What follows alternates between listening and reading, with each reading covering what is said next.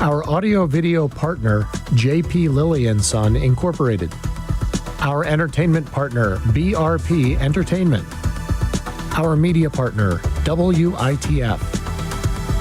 And now please welcome our MC for today's event, host of WITF's PNC C-Speak, the language of executives, Nell McCormick-Abom. All right, good morning, Chamber members and guests. We're delighted to have you with us this morning, and we'd ask you to take your seats. Thank you. And thank you for joining us for the Harrisburg Regional Chamber and CREDC's first ever Legislative Leadership Breakfast, featuring the heads of the majority party in both chambers of Pennsylvania's General Assembly, House Speaker Joanna McClinton and Senate President Pro Tempore Kim Ward. Before we get started, please turn your attention to the screen for a message from today's exclusive platinum sponsor, M&T Bank. The reason why we are successful is because of the relationships that we have built over the years. Carens & Associates is a full-service civil engineering company. Carens has been with M&T Bank since 1973. We like to be loyal to the bank because they have served us very well. To run a good business, you need a good banker and other advisors that are part of your team. I feel like together we can do anything. And to give you more of a preview of today's event, I'd like to welcome to the stage Chamber and CREDC President and CEO, Ryan Unger.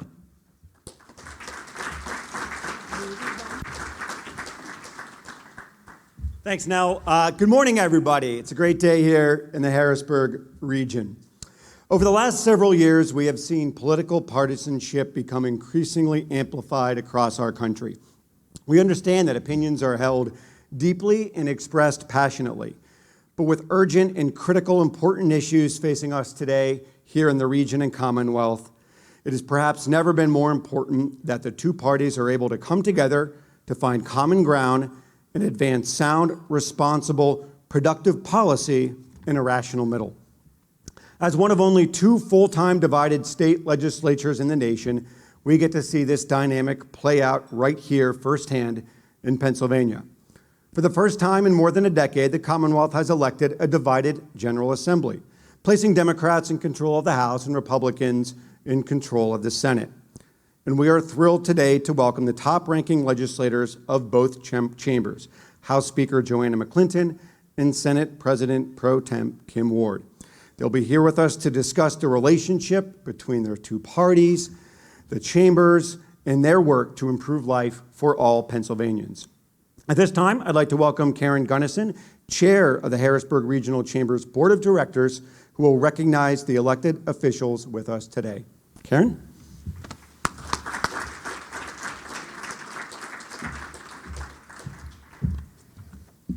Good morning. On behalf of the Chamber's Board of Directors, welcome to today's event.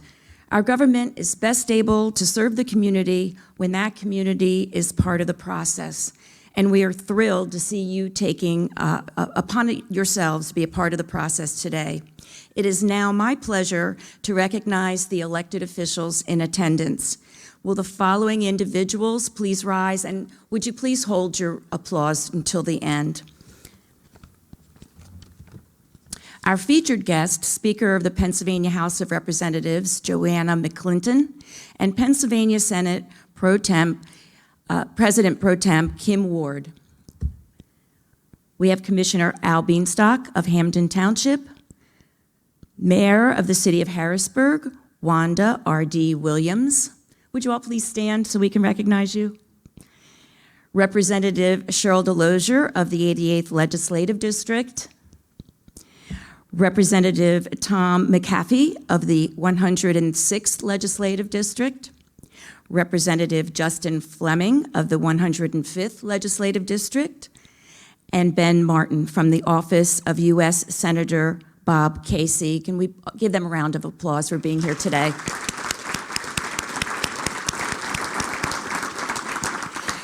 Thank you for your dedication, leadership, and support of the Harrisburg Regional Chamber and CREDC. And last, but certainly not least, I'd like to thank our sponsors today, whose names you can see on the screen and in your programs. Your support is invaluable to us, and we thank you. Please enjoy your breakfast, and we'll be back with you shortly. Thank you. Thank you. I hope you all enjoyed breakfast, and we want to extend a big thank you to the staff here at the Best Western Premier. Yep. Before we begin today's discussion, I'd like to invite Andrew Hetrick to the stage to share a word from today's exclusive sponsor, M&T Bank.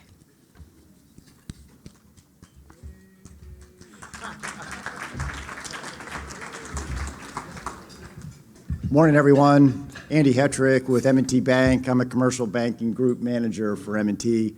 And one of the things that really motivates M&T Bank is a desire to help our communities thrive. And if you saw the ad that played a little bit earlier today, you might have noticed that at the end of it, it said, "Together we can," which is one of the reasons why we're really proud to be a sponsor of today's event. And we're looking forward to hearing from President Pro Tempore Ward and Speaker McClinton on ways we can reach across the political aisle to try to work together to solve the issues that all Pennsylvanians face. So a brief overview of the format for today's event. We're going to start out with some brief opening remarks from the President Pro Tem and the Speaker, followed by a moderated discussion, as you can see there, and then we'll have some closing remarks at the end. So without further ado, please join me in welcoming Speaker Pro Tempore Ward and, I got that wrong, President Pro Tempore Ward and Speaker McClinton to the stage. I answer to anything, and I've been called a lot of things. So, good morning. It's really so nice to be here with you, and thank you for inviting me. We love the opportunity to be able to talk with the leaders and the economic movers and shakers in the area and across the Commonwealth that make things happen, create jobs, create tax base, and always happy to speak with you. And I know, and we'll be addressing some of these, some issues during the question and answer, but you know, I know it looks like we're dysfunctional, and we are. No, we're not. No, you know, we're just trying to find our way through a different situation that we've been in. And so we know that at the end of the day, we are responsible to the people who sent us here and to the taxpayers to do the best we can for the people that we represent across the Commonwealth. So again, thank you for having me this morning.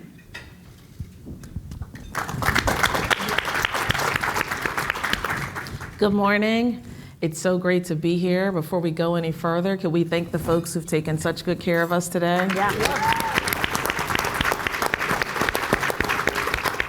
We appreciate their early rising, because I thought I got up early, but they are like giving me tea, hot water. They've been here for hours. Thank you all for working so hard. And speaking of work, I'm proud to serve the Pennsylvania House of Representatives and to be a champion in my caucus for working families across Pennsylvania.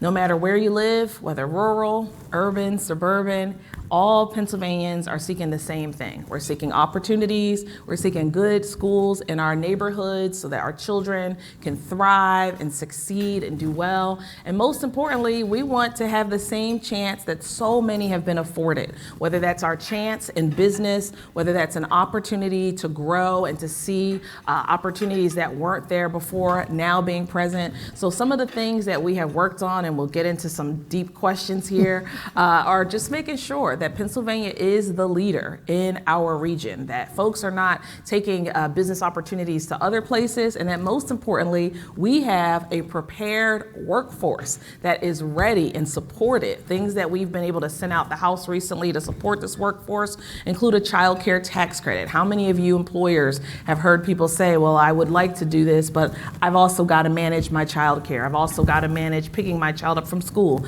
and that is a challenge, and it's so very expensive in this day and age. Some other things that we've heard from organizations like this chamber are changing the way our corporate net income taxes are created. So we sent a tax code over to the Senate. I'm not going to ask you if you passed it yet, because I know the answer. You put a bunch of crap in that bill. We put good things for everybody. We gave everybody a tax credit. Isn't that what everyone wants? Corporations, working people. I thought Democrats delivered. I don't know. For everybody. For everybody. But we'll get into our questions. These are opening remarks. I'm going too far to the left. And she's got her sneakers on today, so there we go. I want to say this. I had the good fortune of working directly for 2 governors, and they both left me with that indelible message, which is that public service is a sacred trust. You are responsible to the best will of the people you represent, and I appreciate that both of you are here. And I was wondering, do you guys hear that? That's the sound of glass ceilings breaking. And I love it. Let's give it up for history right here. It's wonderful to have you both here. You both are the first women in Pennsylvania history to hold your respective titles. Could you please talk a little bit about what that means to you personally, both in terms of your growth, your ascension to these positions, but also the responsibility you have to those who come after you? And why don't we have you go first? Sure. Ward. So, yes, we're both women, obviously, but we worked hard.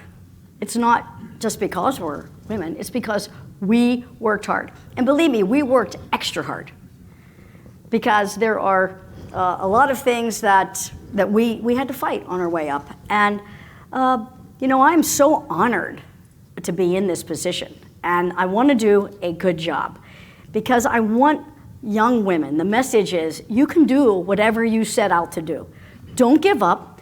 Keep your eye on the goal. Don't let anybody tell you that you can't, because I heard that all the way up from my first run for a township supervisor.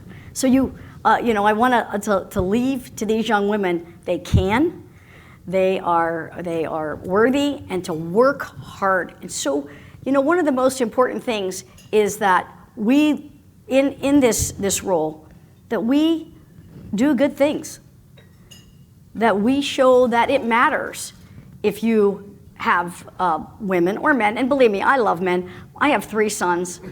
I'm not voting for any of them if they run for office, but if there's a girl running against them. But it's really important. And Joanna and I, we worked together on the redistricting. We did fine together. We had some disagreements. We worked them out. We didn't get mad and have veins pop out of our heads and our necks. We worked them out. And at the end of everything we do here, we just need to leave everything better than when we got here. And I think we've done that. So the breast cancer bill earlier this year, as you know, I had breast cancer and I experienced some stuff. I had a bill. And, we had some pushback on it, but we took care of it. And Joanna called me one night. I know where I was. We passed it out of the Senate. I was in a hotel by myself, just so you know. And she called to say, we're going to move this, and we're going to start making a move this week. And we did that together. And we did that for women, and we did that for families, and for our friends. And it was a huge move that we made. And I'm just going to talk 1 minute. I have to help myself. Sure. I can't help it. So, breast cancer affects over 12,000 women a year in Pennsylvania. New cases a year. 1 out of 8 women. That's your friends. That's your cousins. That's your wives. That's your daughters. It's your moms. It's your kikis. I'm a kiki to my 6 grandkids. So I think that was a very positive, good thing that we proved that we can do, and we can work together for the betterment of the citizens we represent. That's great. Speaker McClinton. So I'm proud to be the first woman Speaker of the House. Many of you know this, that Kim and I were also the first women to be floor leaders in our respective chambers. So we got the privilege to do a lot of roundtables like this for the last 2 years. And I'll just say that what it means to me is, personally, looking at my own family, I start with my mom's feedback, and she always says, growing up in segregated North Carolina, I could have never guessed my daughter could be doing the things you're doing. And what that means for me personally is to lead in a way so that it's no longer strange for women to occupy these roles. After 141 men preceded me, I mean, it might sound crazy to you, but I'm ready for 140 women to succeed me as Speaker. It shouldn't be strange. Right. It should be a time frame where it's not odd. And so I have always done everything, no matter what I've done in my career, public defense, working in the Senate for my senator as his chief counsel, serving my neighbors as representatives so that there can be a second. I was the first woman elected to serve my district, but it's like there needs to be seconds and thirds, and we have the responsibility, and Kim's right, we have to work extra hard, and I will say it too, we do. We do. We do. Most definitely, I'm sure you do. Well, both of you, those were great opening remarks. And by the way, Ryan Unger doesn't call this a round table. This is a fireside chat. Without a fire. You need the fire. Well, how about we get into the fire? We'll get into the fire now. How about? We are now several months past the June 30th deadline for a state budget, and various budget code laws have not yet crossed the finish line. As the leaders of your respective chambers, what can you tell us about your budget processes and where we stand right now? And the $64,000 question, when will we have a finalized budget, do you think? Who wants to go first? I will. Madam Your turn President? next to go first. I went first 3 times in a row. Okay, So sure. I think, we are slowly but deliberately getting pieces of the budget in place. It's just not easy, as I think my colleague here will tell you.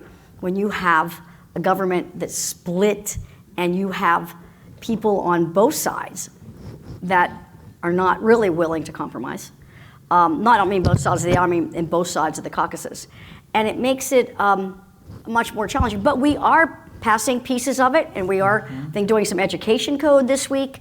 We are getting things done. They may not get done in the traditional way, meaning, one big, huge bill, but we are slowly but surely getting things that are done that are important, that have to be done. We are getting them done.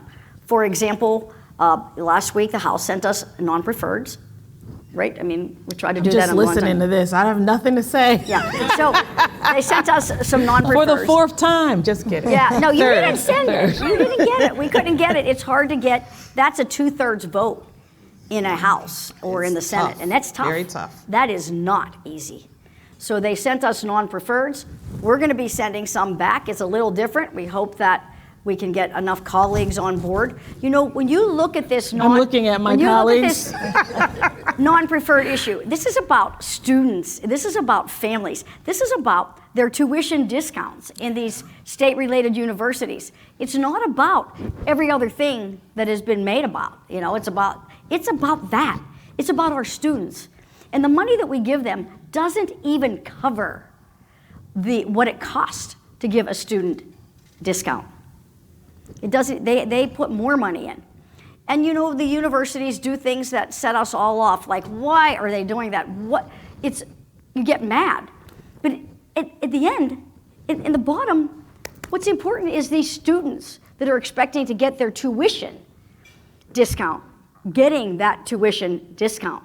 Back to the theme of we have to be responsible to the people that put us here, that we serve, not to an ideology, not to any of that, but to these students. So we're hoping that what we send back is able to garner the votes when it gets there. That's a big important one. Though, Penn State and Temple have both said they cannot have that freeze on spending. So that's just to pick something out that, that's sent from the House, and it was adopted as their part of their bill, that there would be a freeze for the next year. They're both saying we can't do that.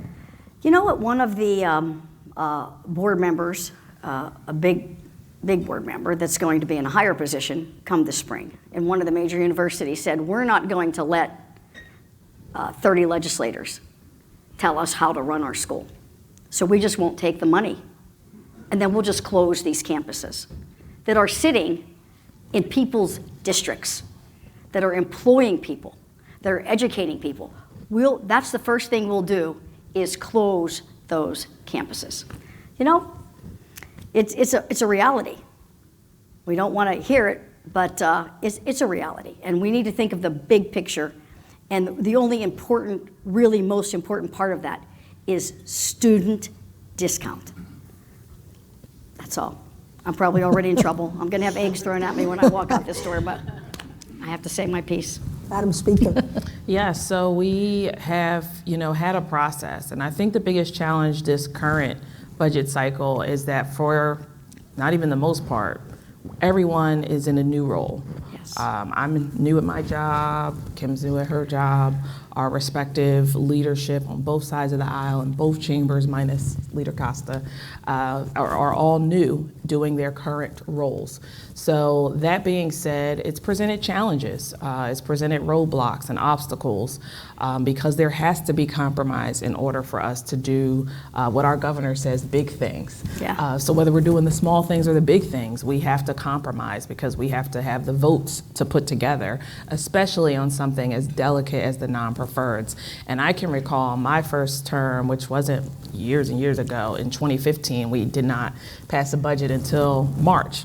We're not there. Just want everybody to know. We're not there. We got the important stuff. We're not there. We're doing way better than we did when I was driving back and forth. And I said, I knew more about the budget when I was working in the Senate. I'm a member now, and they don't tell me anything. I don't know what's going on with the budget delay. But no, quite seriously, we were doing better than we were my very first term. And most importantly, it is our hope that as it relates to non-preferreds and other priorities that we've already appropriated, that the language will get sent to our treasurer to be able to release those funds necessary, because there are so many entities that are just looking for opportunities. I mean, I don't know how many constituents come to your office looking for grants, nonprofits looking for opportunities to partner with the state, and because of these delays, everything has been held up. Organizations that do good work are not able to get the partnerships they usually get.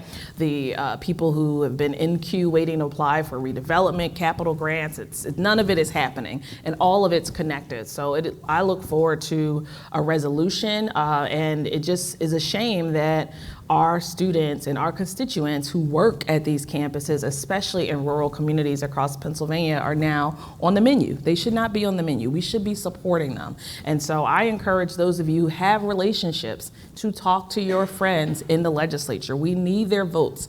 Kim said this bill's coming back. We can't pass it with just the beautiful Democrats that are here and the beautiful Republicans that are here. We need more than Representative Delosier and Mahaffey and Justin Fleming. Like, we really have to get to 2/3. So those of you who have relationships, you need to say, knock it off. Don't tell them I said that. Yeah, everybody in here, keep that a secret. Yeah, it's already on Twitter. It's already on Twitter. 200 people. But no, seriously, it's so important that this delay does not continue.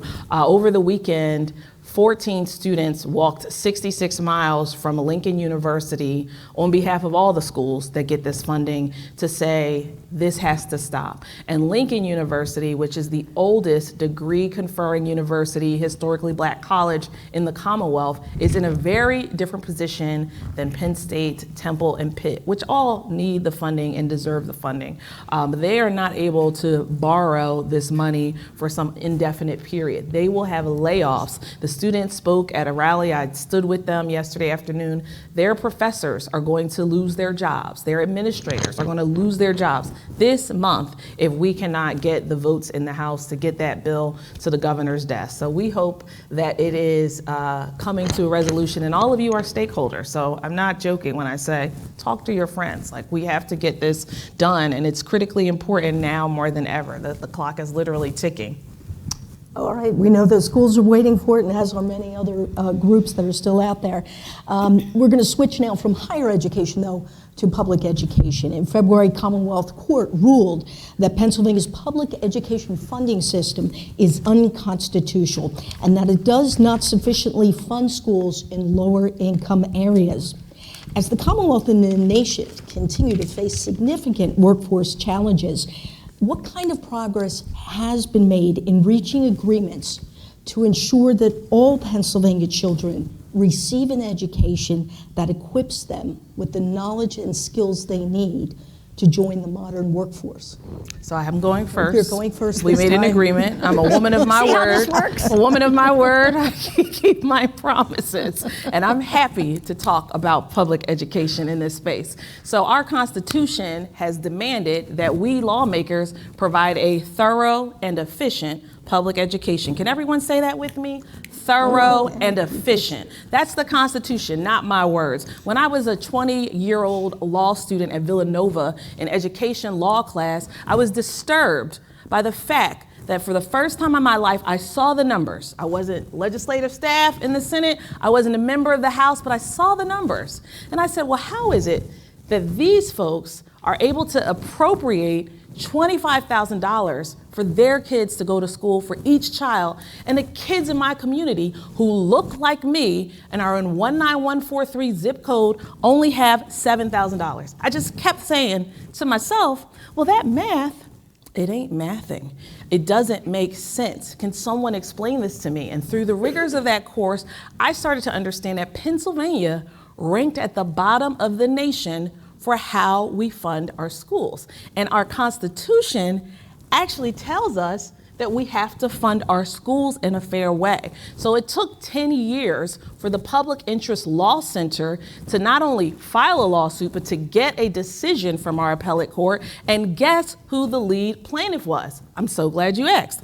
My constituents, the William Penn School District in southeastern Delaware County, where we're thrilled and privileged to educate children with all sorts of backgrounds, different languages, different special needs that vary, and yet and still, notwithstanding all the needs of our children, we have been funded the same way for the last multiple decades. And it has created a society where we have parents, and some of you, don't look around, don't point fingers, say, well, I've got to live in Susquehanna because that's where the schools are, and I've got to move here, and even if I've got to live in a 1-bedroom apartment with my kids, I've got to live here and I've got to move here. And other people will say, well, I've got to figure out how I can be in Bala Cynwyd, because in Bala Cynwyd, even though I live in West Philly and I can see it across the street, I got to go over there so I can be in that school district. So it's interesting that the Commonwealth Court this year told us what we already knew, and that is the legislature,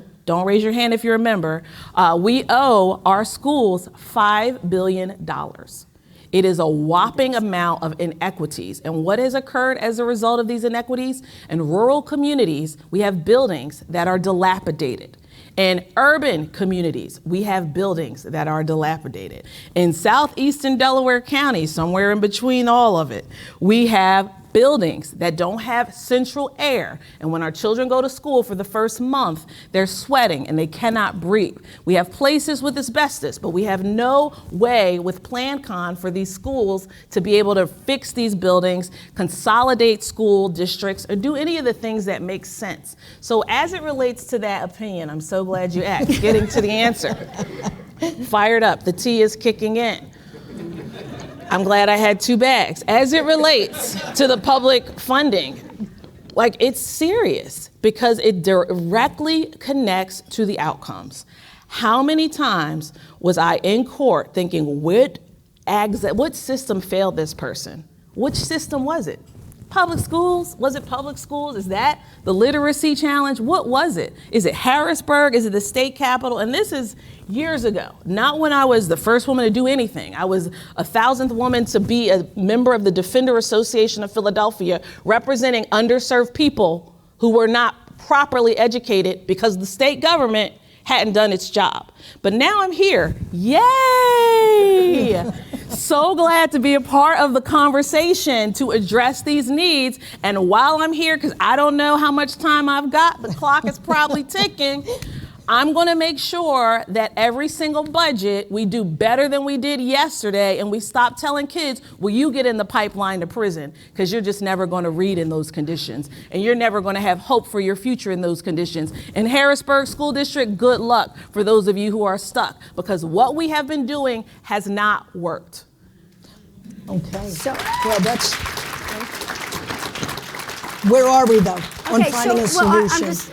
We had decided not to appeal that. I don't believe it said that we're $5 billion short.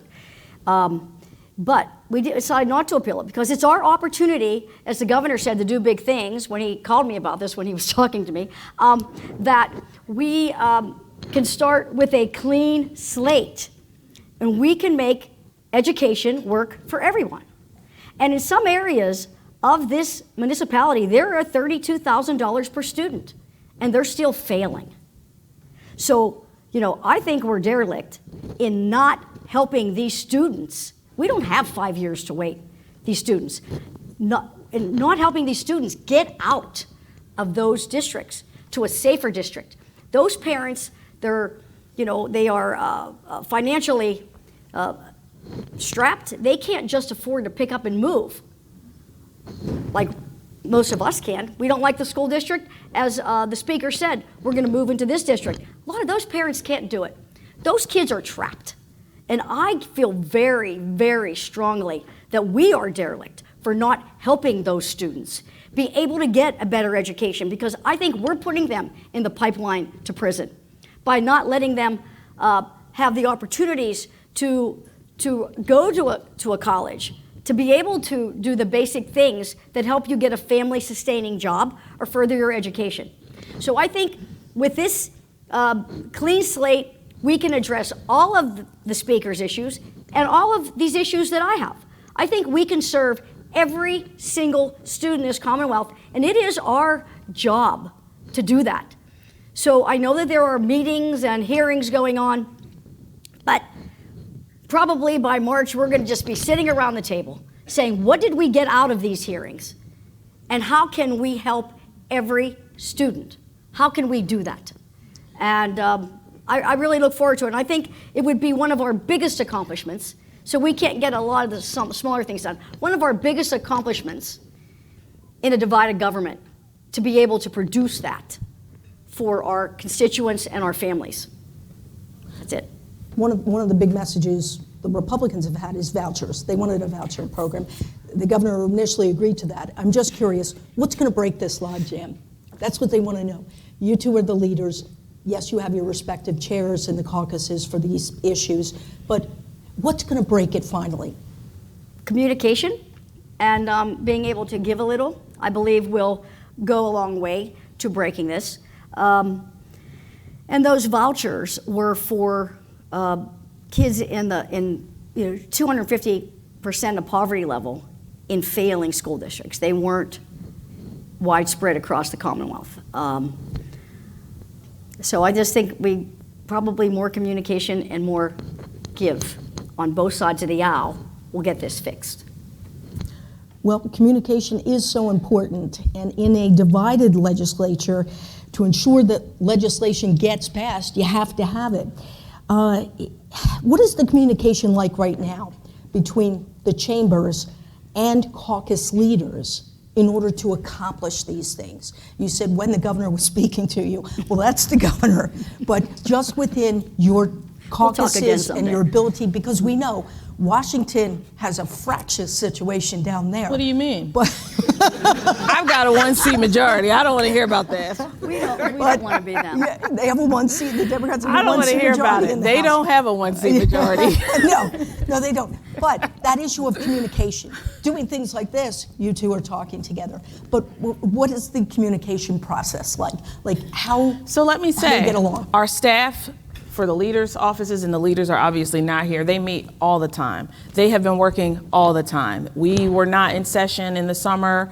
Our staff continue to work to try to get these things resolved, and our leaders, respectively, continue to meet. And here we are today, November the 14th. So the communication is ongoing. The teams are working together, and we have small things to show for it. And as Kim said, we have some big victories with certain pieces of legislation. The breast cancer bill, the property tax rent rebate bill, after almost 20 years never changing the rates for homeowners who are seniors or people who rent that are seniors or disabled adults, for them to finally have a better income system that's more fair and accounts for cost of living adjustments. That bill passed in June. I mean, we have done some good things, and the communication to getting the logjam through, it's ongoing, but there definitely has to be compromise, and there cannot be any bullying tactics, because I mean, all my life, I've never responded well to bullies. No. It just says, you want to bully me? Oh, we're never talking about it again. Like, it's literally canceled. It's over. It's never come into the light today. And that's how we have been communicating. Well, on these big ticket items especially, what's your approach to communication within your caucus, within the chamber, with the other members of the chamber in the Senate? How do you talk to them and try to reach that consensus? So we sit in a caucus room for a good part of our day that we're here in Harrisburg, and that's where we discuss all of this, and that's where we hear people out, and that's where we try to talk to folks about what they think is and what we think is the next step. So we communicate with our members all the time, and we communicate the Senate. We work with Senator Costa. We work with that caucus. Senator Costa and I are friends. We have been for a long time. We're both from the West. I go to this really good Italian dinner in New York for the Pennsylvania Society. But we talk to each other in the Senate. We eat together. We don't, I always say— They have a dining hall just for the senators. They have a— Wait a minute, let me be clear. When you say you eat together, you're not going to offices. There is an exclusive room that says senators only.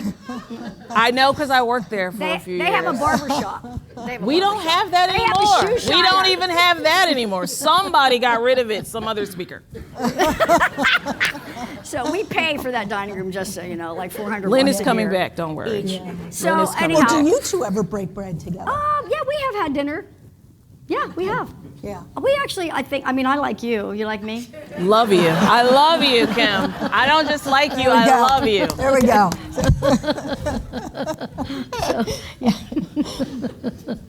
Well, we'll move on to commonalities and talk about that. Both of you on the stage and all legislators really want the same things for Pennsylvania, which is good jobs, great schools that perform, safe streets, and a high quality of life. It seems that in recent years, we've lost sight of those commonalities, and the political rhetoric has grown further and further toward our differences. How can we rectify it? And we touched on that a little bit here, but I sense with the two of you, perhaps a new opening for that. How are you going to do it? So one of the things that I did this year, I became speaker at the end of February. Starting in the springtime, I invited all of the new members in their first term to come to my office for breakfast. We don't have a dining hall in the house, so we can't just have lunch together with bowls of ice cream. But I invited our first term members in a bipartisan way to come to my office for breakfast, about 7 to 10 at a time. And it was very positive because many of the members said, oh, I saw that person in committee, but I didn't get to talk to them, or we haven't been to a dinner together.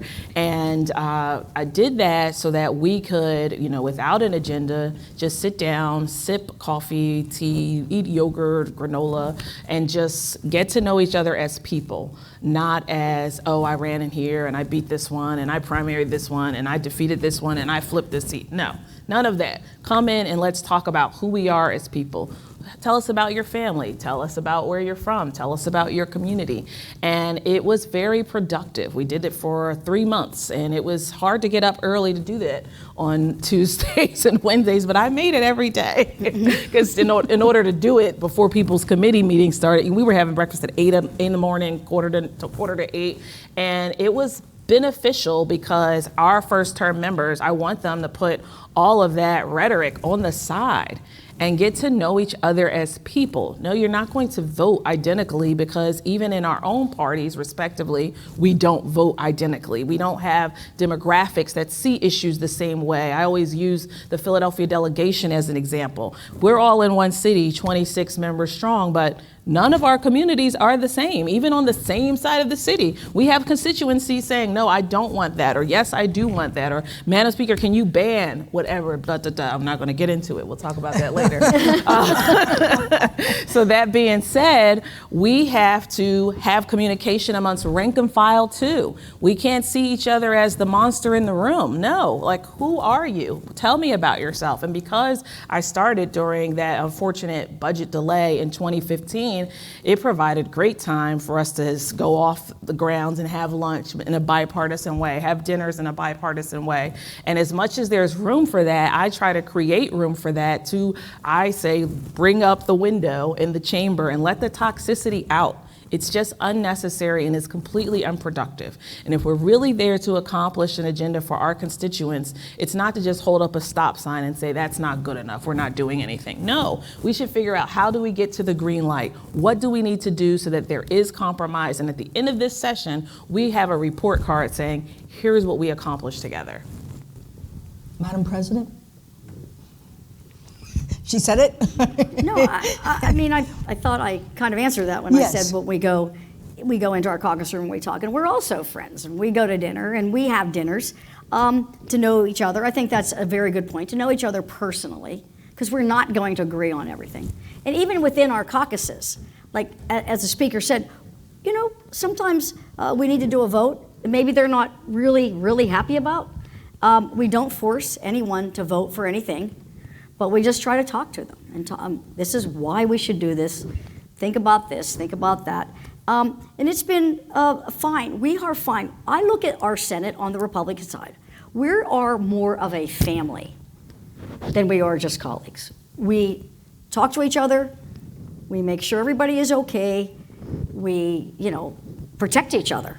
I think we have a very, very good working caucus. Well, we have about 5 minutes left, I think.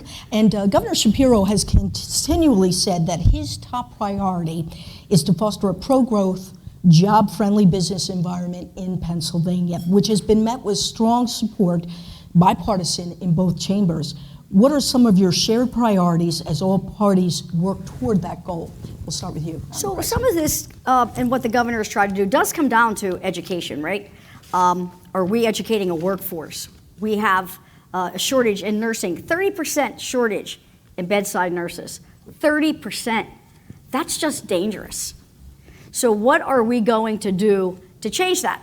So we have a bill right now, it's Senator Pennycook and my bill, that says that we'll pay for your education as a nurse at certain institutions, but you have to stay here in Pennsylvania. You have to work here in Pennsylvania. So, you know, that's one.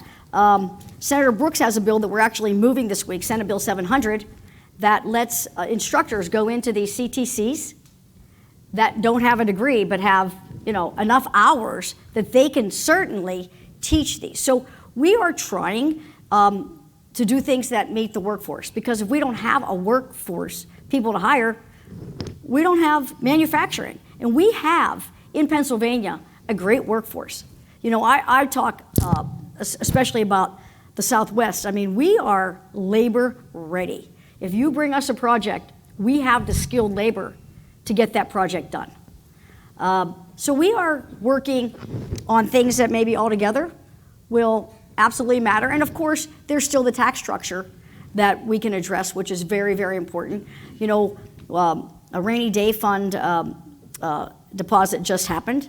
It's huge. So maybe at some point we're going to be able to accelerate that C&I. Maybe we're going to have the money to do that now. So we're going to continue to look at all of those things. Speaker. So the tax code that we sent over in October, it gives working families a tax credit.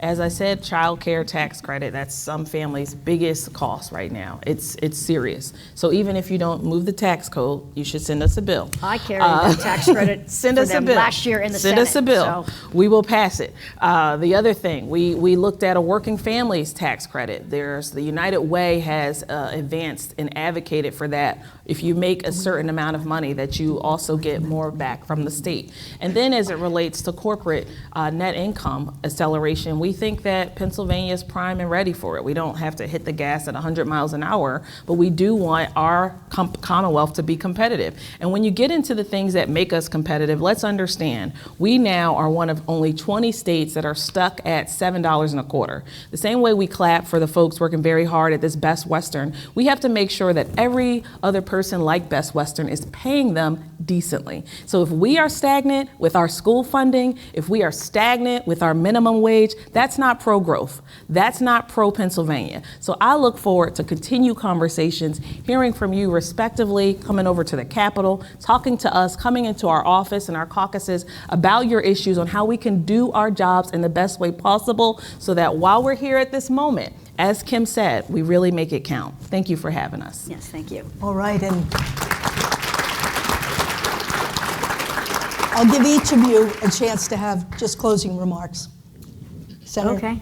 I feel like I'm in a debate and I'm not with my friend. But closing remarks, 2 minutes. Well. I already closed. I thought we were done. She said did we a were good done. closing. She did a good closing. I just thank you. It's really a great opportunity to come out here and speak with all of you. And as the speaker said, we do want to hear from you.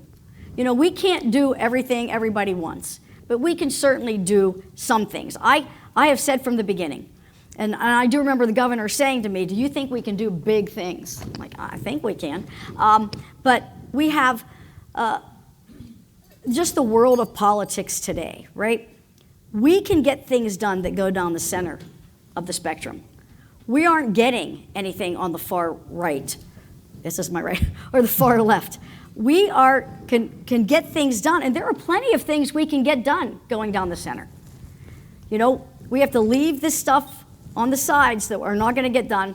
We shouldn't be fighting about it. Shouldn't be, you know, engaging in a battle over things that are never going to get done, because we're a split government. So we need to continue to work to move down the middle of the bills that we're able to get done, and leave our, you know, our ideology over here and do what we can to make our Commonwealth a better, stronger place. So thank you for having me today. And all the goals that I listed out, it's all incremental. Kim, and I'll share this here. You know, Kim asked me, what's the number? I said, whatever your members can vote for. That's what the minimum wage raise should be. I don't work over there. I'm not a member over there. You used to work there. I mean, I'm not a senator. You know, I have a great senator. I'm not a senator over there. So when you start talking about these goals, what should the minimum wage be? What the votes can be. That's what it should be. What should the investment on that $4 to $5 billion we owe William Penn School District and so many others, what should it be? What you can put the votes together for. But understand, when it goes down to profiles and courage, we can't just keep talking about it with each other. We also have to have some courage.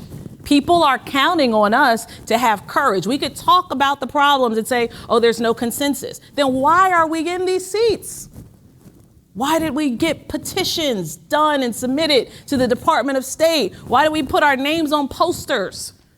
We have to also have accountability. So we can't just say, oh, it's not consensus. We've got to build the consensus. We have to develop the political will. I didn't start out with 25-pound weights during the pandemic. I started with 5.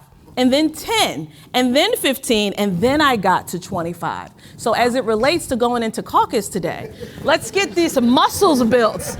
Let's build the will. Say, yes, you can, Kim. Yes, you can, Joanna. Build the muscle. Send the House its bills. We've sent 180. I have real muscles. I have real muscles. I know you do, but the problem is each of us only have one vote. So like seriously, right? It's not an issue here with communication. We, though, only have one vote each.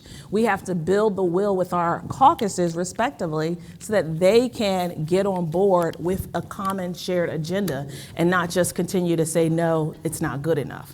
We could do that till we're blue in the face, but I don't run for office to do that. I could have stayed at my good job in the Senate. Yeah, you probably made more money. Well, I think I can share the feeling of the room. We all wish for you great success. Thank you. Because your success becomes Pennsylvania's success. And on behalf of the Harrisburg Regional Chamber and CREDC, thank you. Yeah, thank Speaker you. McClinton, President Pro Tem Thank you. Ward, for joining us this morning. And most importantly, That was fun. most importantly, in these fractured times, thank you for serving the people of Pennsylvania. And let's give them another round of applause. They're outstanding. I'd like to take a quick moment to let everyone know to mark your calendars for this year's Chamber and CREDC Catalyst Awards. where several bold, visionary, and dynamic leaders will be honored for their work in making a difference in their communities, creating more opportunities for businesses, and building a brighter future for the region. The event will be held on Wednesday, December 6th from 5:30 to 8 at the Hilton Harrisburg. Thank you for joining us this morning. Thank you. That was really great. I'm just so